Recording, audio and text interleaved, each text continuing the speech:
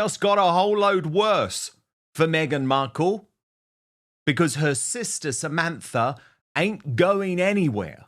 The Markle family drama has been playing out in public for years, but now it's heading somewhere even more explosive. With new headlines in the US about this bombshell new court battle taking place next month. So, Sam is with me today on Outspoken. We will discuss this in just one moment, but this is what the New York Post is reporting. Meghan Markle is gearing up for yet another legal bout with her half-sister Samantha Markle, the Post can confirm. The Duchess of Sussex emerged victorious in early 2023 after Samantha had sued her in federal court in Florida for allegedly making demonstrably false and malicious statements about her to a world audience during a sit-down interview with Oprah Winfrey. Samantha filed the $75,000 lawsuit after the 44-year-old told Winfrey that she grew up as an only child during her and Prince Harry's bombshell March 2021 interview. However, documents obtained by the Post show that the hearing will now take place on September the 9th in Jacksonville, Florida. The Post has reached out to Meghan's reps for comment. Prior to her 2023 filing, Sam had previously filed her libel lawsuit against Meghan in late 2022, 2 years after the Sussexes quit royal life and moved to the US. But Rob Shooter has new reporting on this, revealing that actually Meghan Markle has been left livid, that Sam just won't go away. The headline, Duchess fumes as Samantha Markle drags her back to court and back into the spotlight. Rob Shooter writes, Meghan Markle is done playing nice. Sources tell Shooter Scoop the Duchess of Sussex is absolutely livid. That estranged half-sister Samantha Markle has revived her defamation lawsuit, forcing Meghan back into a courtroom and back into a headline-making family feud she wants nothing to do with. She's furious, says an insider. She's tried to move on with her life. Samantha's obsessed. She just won't go away. The new court date is set for September the 9th in Jacksonville, Florida, reigniting the war over Meghan's 2021 Oprah claim that she grew up as an only child. Samantha insists the remark was damaging and untrue. Meghan calls the whole thing a meritless PR stunt. To make things even messier, Thomas Markle Sr. reportedly willing to testify again, and Samantha's planning a media blitz and possibly another book to coincide with the trial. This is Meghan's worst nightmare, the source says. She's trying to build a brand, land new deals and stay focused, and now she's stuck battling the same ghosts from her past. Bottom line, Meghan's not backing down, but she's furious this fight isn't over. So, Samantha Markle, there's the briefing from people close to your sister. She's furious. She's saying, she's just trying to move on with her life. She's trying to say that you are obsessed. But you're not going away, and why should you? Well, it's not a matter of not going away. It's that in Netflix and Oprah and some other stuff, horrible things were said about me that weren't true. And, even though it's not defamation item by item, all things taken together, she had executive control. They were purposely put there, in my opinion, to make me look bad, which incited violence against me. It hurt it was a character assassination and damaging to me in a lot of ways. And so I don't, it's not like she came out and publicly said things. She doesn't come out and publicly say things, as a royal and with her PR and with her staff. She has other people put that out for her. And in my opinion, that doesn't make her any less culpable. So there was a lot of damage done to me. It was fake news PR. People have said to me, Samantha, well, how is it fake news about you? But then the things that are being said about her out there now are not fake news about you. Well, here's the difference. I don't have the power to pay a PR house and television shows and magazines to put out articles about her. I don't have the power to combat the articles that are false that are put out there about me and about my dad. She does. And so there's no one on this planet that can tell me with her ego that the articles that go out about family aren't directed by her or approved by her, because she does hold the PR cards. I do not, and that's the difference. So, small towns in Poland. Remember that fake article that said Samantha's on a fixated persons list? I got proof from Scotland Yard and Met Police that that never existed. I was never in their computer, and it's still in a Google search. I don't have the power to remove it. And there's an article out there that said that that was at the behest of her protection officer, who allegedly went to Roy Anika and put that fake article out there. Who's now, the I'm royal editor of the Sunday Times? I'm a mental health counselor. So if everyone in the world is making me look like Patricia Hearst, wouldn't that be injurious, not only to my professional, but my personal life? It was horrific that I saw small towns in Poland. I saw people around the world saying, even Fox News erroneously said, Meghan Markle's sister has landed herself on a fixated persons list. Nobody did their homework. Nobody contacted Scotland Yard. So I had a lawyer in London do that. And she said, here's proof. You were never in their computer. There's not a fixated persons list. You're not even there. This is not true. And I did a live interview. I held up that letter to Daily Mail TV. But why is it that nobody in the world printed that to exonerate me? Because it doesn't get the quarter-hour share ratings. It's not, the big buzz, the sensation. It's not the clickbait. So everyone around the world thought I was on a fixated persons list. Not true. Highly defamatory. But, I can't go back to 2018 and sue. And by the time I figured out what was going on, I had I hadn't run the statutory window, but I don't have the resources to go and sue every publication in the world who prints that. And they didn't all say allegedly or reportedly. A lot of them just said it verbatim. Samantha Markle is on a fixated persons list. It's not true. And it was at the direction of her to somebody that worked with her. Shame on you. That's horrible defamation. That's not part of my suit, but that is part of the big picture. And I shouldn't have had to go through that.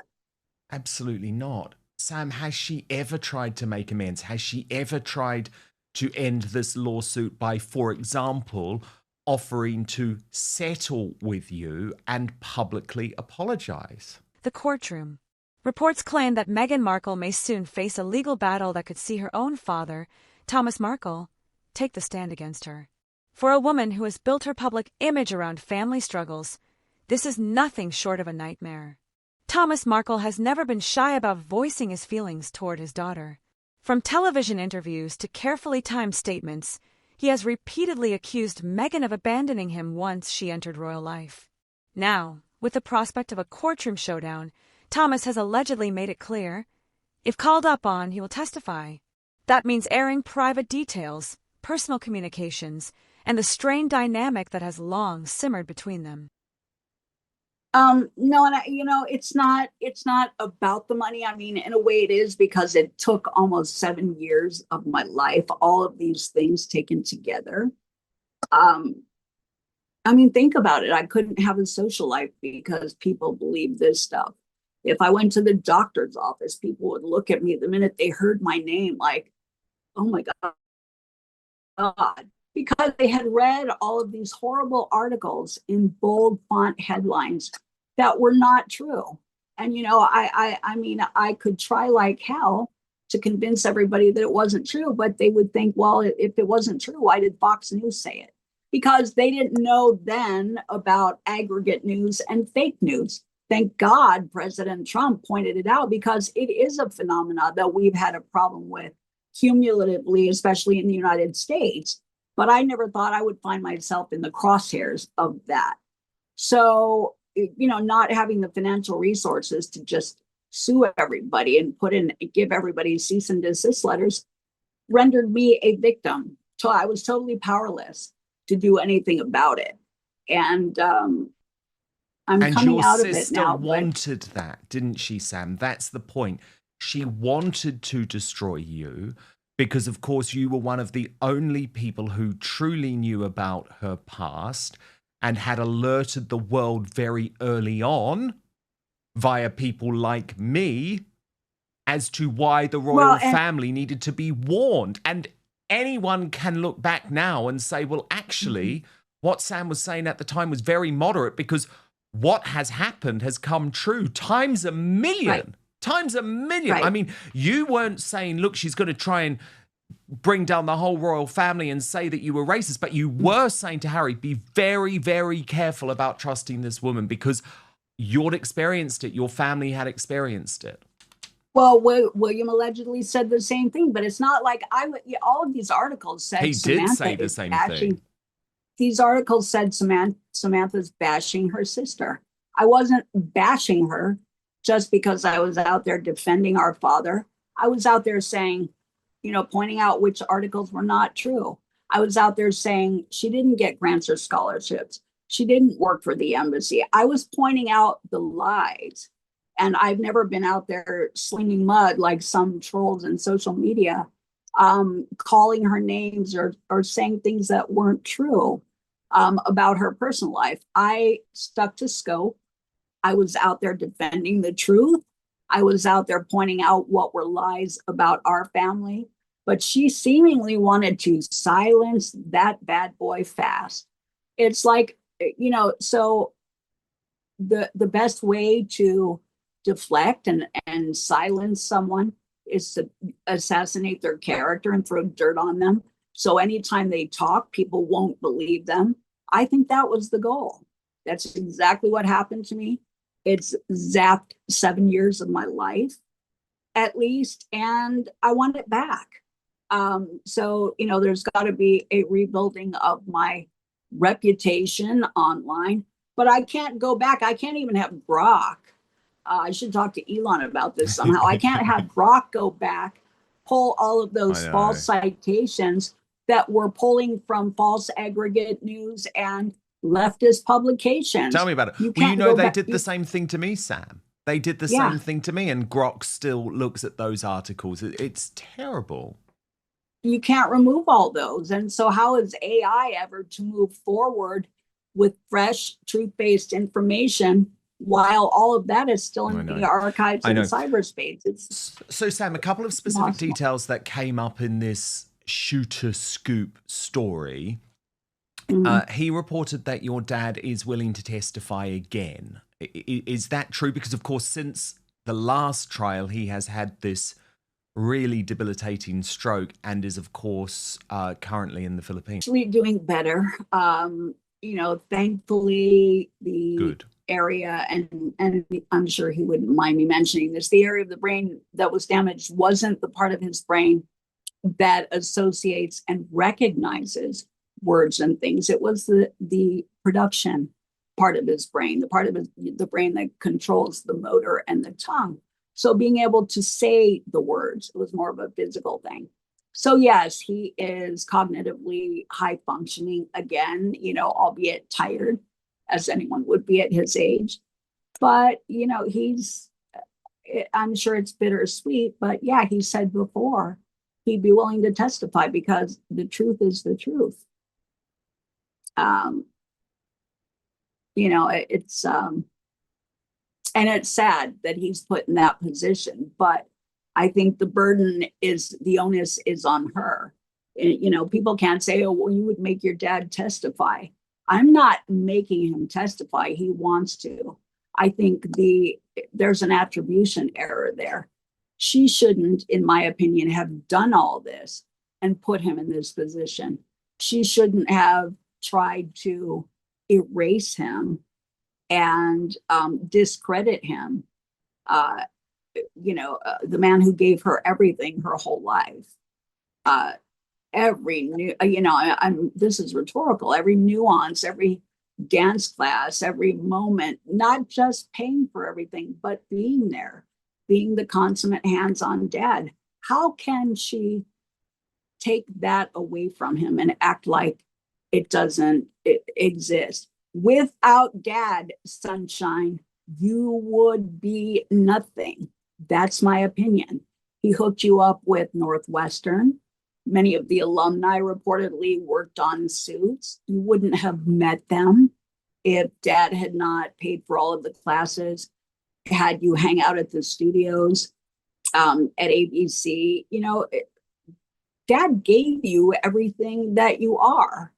And when you got to a point where you felt you were successful and you thought you could run with the ball on your own, you decided to shut his part of the game down, shut him out as a player in your life, thinking that, you could be the whole team. Well, how's that working out for you?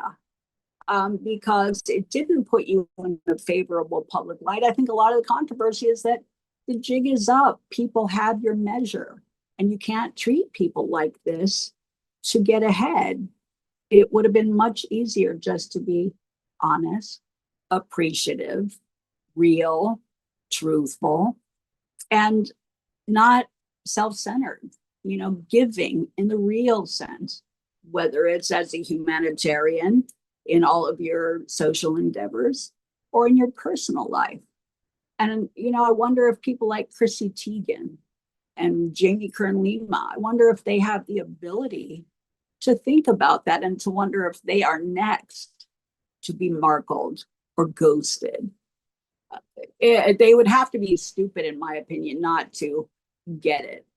If you want to see how someone's going to treat you, watch how they treat everyone else in their life. Oh, don't get me started on Trevor, a Hollywood Prince Charming who gave her everything and who reportedly said that she left him and made him feel like gum on a shoe. For Meghan, the stakes are enormous. Her entire post-royal identity rests on themes of compassion, authenticity, and resilience. But facing her own father in court threatens to undermine that carefully crafted narrative. A televised, or even widely reported, courtroom exchange could cast her not as the wrong daughter, but as someone battling her own family in a very public arena. Legal battles involving celebrities are always messy, but this one hits differently. It's not about contracts or corporate deals, it's about blood. The optics of a father testifying against his daughter could further polarize public opinion. Supporters will argue Thomas is bitter and opportunistic. Critics will say Meghan's treatment of her father is finally catching up to her. Consummate gentleman, very successful, would have given her the world. And I'm glad he's happy now and moved forward in his life.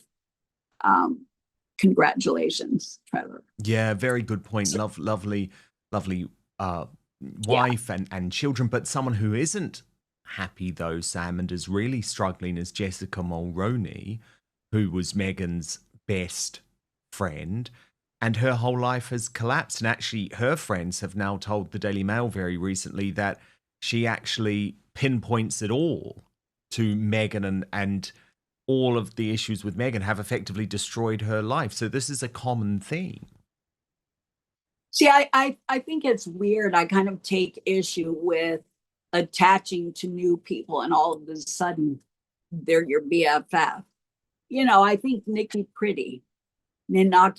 I think if someone is your best friend, they have a history with you. They've known you for so many years. So when I looked at Jessica Mulroney when the whole thing started, I thought, no, she only knows about my sister, what my sister wants to tell her. So that's a really narrow scope. So how can you say you're best friends when everything has been shaped by someone controlling the narrative? I think that really misses the mark of what friendship is all about. So, I feel sorry for Jessica that she's not in the picture anymore. But similarly, when Jessica looked at how Meg treated the family and Ninaki, why wouldn't Jessica have said or asked herself, I wonder if I'm next. Look how she treated her real best friend of so many years. Look how she treated her family, Trevor, her own dad. So in a way, I feel like, come on, folks, we're adults. You should have, that's not difficult math to do.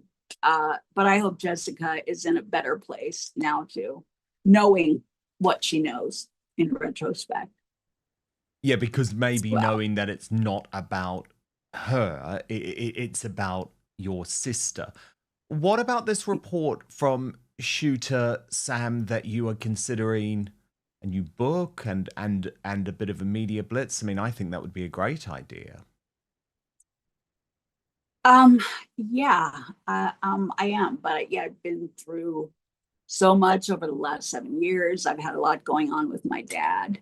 So everything is about timing. And I feel like I'm coming out of that now and coming into my own again. So definitely, there will definitely be a book number two. But I also have other writing interests. I had written several screenplays. I had done some production on a couple of jobs. So my talents, my interests existed long before Meghan met Harry. I had started working on projects long before she met Harry, and those are still in the works. But I want to write other books that don't have anything to do with all of this. Exactly, but you feel you need to clear your name first, and that's why you're going to go through with this case next month, and you're holding out. Well, I mean, the beautiful thing is, and I've wondered at times, because we've all seen summary judgments, cases don't always go the way you want, depending on who the judges are and politics. A lot can factor into it. So I'm not hinging my whole life and existence on this case. I will still move forward regardless of the outcome. And I think it doesn't take the outcome of this case for people to look back on everything my sister has done to the Queen, to our family, what has happened with Netflix. They form their own opinions and understand that what I was saying, the truth, regardless of the outcome of this case. So they're their own entities. And I'm quite confident that, she's going to go her direction. I'm going to go mine and rebuild my life. And I'm kind of happy with that now. I am been a long time making. Happy for you, and I'm so hopeful for you too, Sam. I really, really hope there is the best result. Will you know next month? Like, what are the practicalities? What do we have to look out for? How does it all work? Because it's in effectively the appeals court, right? The appeals, this hearing is technical. And so I don't know exactly what they go over, but it's lawyers speaking to a panel and seeing, I think, if there were any procedural issues that were, erroneous or breached. And then we would move forward from there. And you're still being repped by Peter Tickton, who was Trump's very good friend, or is Trump's very good friend. Correct. And he was also one of his attorneys. So yes, yeah, great man. Peter is great. And I love him, adore him. Yeah, we're moving forward. And so hopefully after this hearing in September, we will be able to proceed to a trial and lay out real evidence and throw it all out on the table. Exactly. And why not? What do you have to fear, Meghan Markle? And I just think it's disgusting what she's put your family through, but also, of course, what she's put the royal family through. And I wanted to share with you a post by a very good guy called Edward Fortescue and get your reaction to this, Sam, because I think he made a lot of very good points. He wrote, Meghan Markle is not merely an opportunist. She is the distilled essence of duplicity. A woman whose only true talent lies in cloaking self-interest with the borrowed robes of virtue. She entered the royal family not to serve, but to conquer it from within, armed with rehearsed charm and a ruthless instinct for self-advancement. When the inevitable demands of duty clashed with her boundless appetite for control and attention, she discarded loyalty like last season's fashion and unleashed a sustained campaign of smear and fabrication against those who had given her everything. Her every public move, grievance, weaponized for profit. family strife, repackaged as content, and self-pity deployed as a marketing tool. She has monetized private grief, traduced the reputations of people she once called family, and wielded her royal title as both a cudgel and a cash cow. Meghan Markle is not misunderstood. She is understood all too well. And it is precisely why she is despised. Worse still are the worshippers, her tireless little chorus of online courtiers. They praise not virtue, for she has none, but the brazenness with which she tramples it. These acolytes, most of whom have never so much as shared a room with her, project sainthood upon a woman whose every action belies the word. They excuse lies as truth-telling, cruelty as strength, and betrayal as bravery. In truth, their devotion is either the product of terminal gullibility or shared moral rot.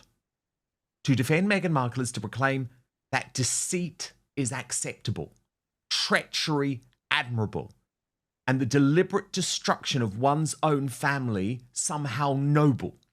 To worship her is to declare oneself proudly blind, willfully ignorant, and comfortable with dishonor. She is no reformer, no victim, only a grifter of rare audacity, and her devotees are not admirers, but accomplices in the slow, calculated degradation of everything she touches. Wow. I thought that was powerful, Sam, and I thought of you a lot when I read it. Well, I think several things happened. It's really complex. From the beginning of the wedding, it was like a social opiate. For the first time in history, there was this perceived equality between socioeconomic status and, class and the public. The public aligned with her. She was relatable. The public could finally feel like they could be royal too. What they didn't know was that behind the scenes, there was a huge powerhouse of PR that was elevating the fairy tale. And when protocols started being broken and some problems started to show, including, breaking protocol and making deals with Disney and Netflix, while in royal duty. All of these things that were forbidden were happening, and both the PR and the public started making excuses for that rather than pointing out that the emperor is not wearing any clothes and that something's wrong.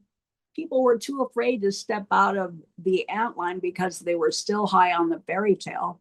They didn't want to find themselves in cognitive dissonance going, wait, this doesn't jive. This is not my feelings are weird. And since I've been rooting for her all along, if I jump out of the antline, then I have to admit I was rooting for the wrong team. So I'm going to keep my teeth in that fairy tale and defend her at all costs. But it was weird for me when they started defending her to the extent that they were ignoring, in my opinion, her abuse and disregard for the woman at the top of the hierarchy. The Queen of England was dying of bone cancer. My sister was mocking her on Netflix and something as important as a curtsy. And the public were rationalizing that. And then there's the royal angle. Every move Meghan makes is still linked to the monarchy she left behind. If damaging testimony comes out, the press will inevitably drag Harry and the wider royal family back into the story, reminding the public of the fractured ties and family disputes that continue to overshadow the Sussex brand. At this stage, much depends on whether the case proceeds and how far it goes. But one thing is certain: if Thomas Markle does take the stand, defending it as, oh, she didn't mean it like that. Oh, she's just being her cool, silly self. Oh, it wasn't. No, it was a vile, horrific, hurtful mockery of something really important and of a woman who is important on the global stage. And the public started making excuses for her. But I think it's gone on now so long that I see a lot of mudslinging in chat rooms, and I get people send me stuff. A lot of those people that were yes women and who were high on the royal fairy tale are dropping off. And they're realizing that, you can't defend someone who is that wrong. You can't deny it away.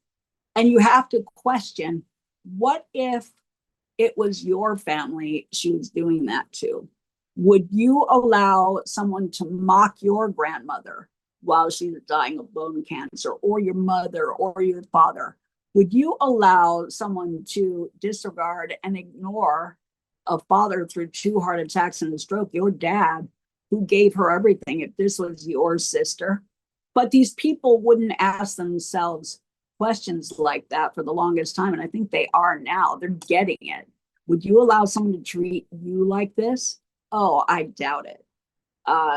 It's a really interesting social experiment to see how long that was defended, supported, because there's a lot of money at stake, and PR powerhouses are very influential in shaping the social narrative to keep her buffered, in my opinion, especially in the United States. They did not want to admit that they screwed it up, because then they're pointing out their own journalistic negligence. Wake up. Here we are. And here we are. But indeed, people are waking up, Sam, and so much of that is down to you. And I always give you full credit for it. Thank you for all you do. I adore you. And please, Sam, can I please ask you now, live on air, so maybe you can't say no, you've got to come back with me again for my special episode, because what we're going to do, it's almost like a public service, Sam, if this is okay. What we're going to do, we did it with series 1. We do not want to give your sister the views on Netflix. So for series sort of part 2, it's 1B or whatever you want to call it, of With Love, Meghan, will you come back, watch it, then we will give everyone all of the information about how horrible it is, and so you don't have to give her the views on Netflix. Do you mind? Will you come back for that in a couple of weeks? Would love to.